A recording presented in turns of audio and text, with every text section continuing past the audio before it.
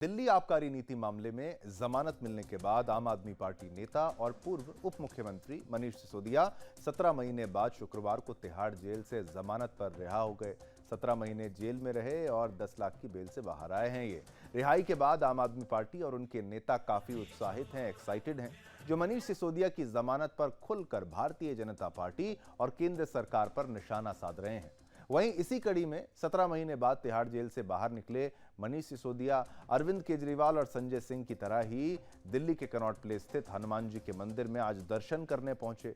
उनके साथ आम आदमी पार्टी के नेता सौरभ भारद्वाज, आतिशी और संजय सिंह थे।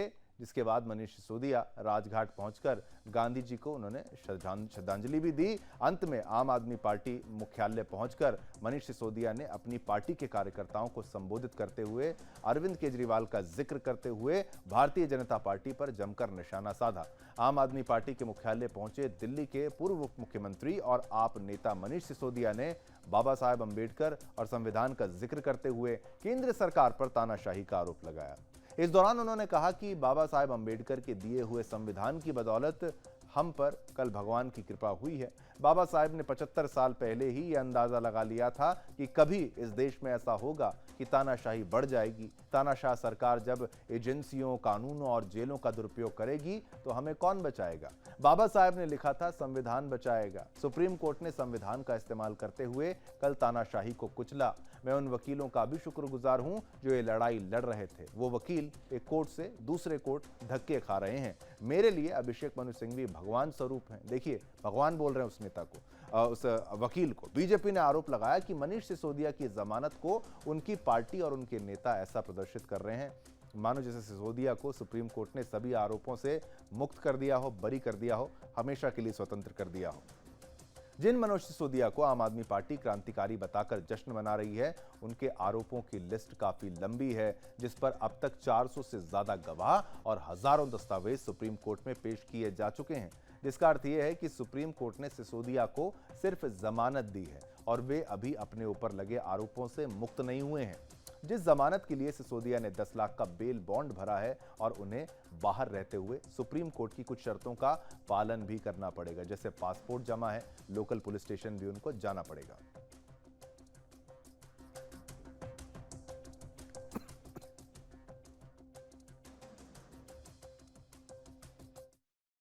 अभी गया मैं बजरंग बली के मंदिर में, पंडित जी ने आशीर्वाद दिया। वहां जो पंडित जी मौजूद होते हैं वही बजरंग बली जी के वाणी बोल रहे होते हैं। उन्होंने बजरंग बली जी की वाणी से आशीर्वाद दिया कि विजयी भव, सफल भव। मैंने कहा जी एक ही सफलता का मंत्र है, दिल्ली के एक एक बच्चे के लिए शानदार स्कूल बना के देने हैं, यही हमारी सफलता है। और इसके लिए मैं कल से कह रहा था अपने साथियों से, हम तो रथ के घोड़े हैं। हमारा असली सारथी अभी जेल में बंद है, वो भी बाहर आ जाएगा। फिर उसके बाद हमको तो जहां हकेंगे हम हकेंगे, लेकिन हमारा असली सारथी अभी जेल में बंद है और जेल के ताले टूटेंगे। देखिए, उनको बेल मिली है और बेल न्यायिक प्रक्रिया का एक हिस्सा है, वो किसी को भी मिलती है। लेकिन बेल मिलने का मतलब ये नहीं है कि वो आरोपों से बरी हो गए हैं और कोर्ट ने उनके खिलाफ सारे आरोप खत्म कर दिए हैं। आरोप सारे के सारे अपनी जगह पर हैं। कोर्ट ने मामले का संज्ञान लिया है। कोर्ट इस पर निर्णय करेगी तो वो निर्णय से तय होगा कि कौन दोषी है और कौन दोषी नहीं है। लिहाजा बेल को कोई विक्ट्री बताना, मुझे लगता है कि जो लोग ऐसा कर रहे हैं उनको भारत के जुडिशियल सिस्टम। आपने देखा और सुना कैसे उनको केवल जमानत मिली है, रिहा नहीं हुए हैं, दोष मुक्त नहीं हुए हैं। और सोचिए 17 महीने बाद इनको यहां पर जमानत मिली है, 10 लाख का बॉन्ड इनको भरना पड़ा।